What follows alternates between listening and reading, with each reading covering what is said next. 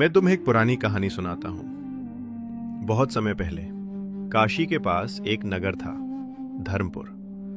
वहां एक बहुत अमीर सेठ रहता था। नाम था धनपत राय।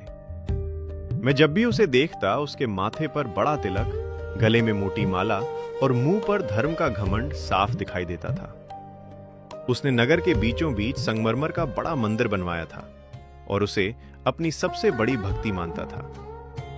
लेकिन मैं ये भी देखता था कि उसके मन में दया नहीं थी। वो गरीबों और मजदूरों को नीची नजर से देखता था। उसे लगता था कि भगवान सिर्फ सोने चांदी और बड़े मंत्रों में ही रहते हैं। एक दिन हमारे नगर में एक फक्कड़ संत आए। लोग उन्हें संत सत्यकाम कहते थे। उनके पास न धन था न आश्रम, साधारण कपड़े, हाथ में लकड़ी का कमंडल और मुंह पर गहरी शांति। वे जहां बैठते वहीं कबीर साहिब की बातों को बहुत सरल भाषा में समझाते। सेठ धनपत राय ने अपने मंदिर की प्राण प्रतिष्ठा के लिए बड़ा भंडारा रखा। उसने सोचा कि अगर संत सत्यकाम आएंगे तो उसकी इज्जत और बढ़ेगी। इसलिए उसने उन्हें बुलवाया।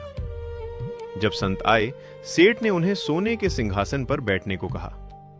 संत मुस्कुराए और बोले कि मुझे जमीन पर बैठना अच्छा लगता है।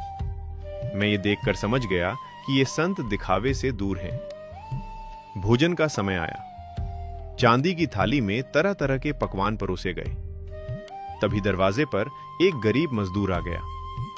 उसके कपड़े गंदे थे और वो प्यास से कांप रहा था। उसने बस इतना कहा, पानी दे दो।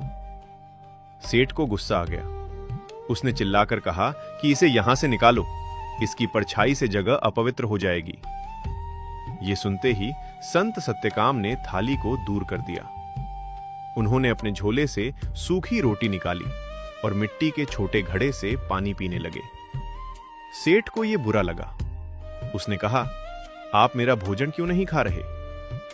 तब संत ने बहुत शांत स्वर में एक सवाल किया। उन्होंने कहा, अगर सोने के कलश में जहर हो और मिट्टी के घड़े में अमृत, तो तुम क्या पियोगे? सेठ ने तुरंत कहा, अमृत।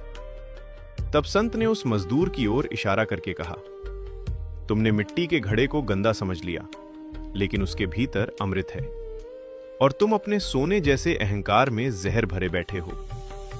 उन्होंने कहा, भगवान पत्थर में नहीं, हर इंसान के भीतर है। जब तक तू जीवित इंसान को नहीं पहचानेगा, तेरी पूजा व्यर्थ है। यह सुनते ही सेठ की आंखें खुल गईं। उसका सारा घमंड टूट गया। वो दौड़कर मजदूर के पास गया, खुद पानी पिलाया और भोजन कराया। उस दिन मैंने समझा कि सच्चा धर्म मंदिर में नहीं, इंसानियत में है।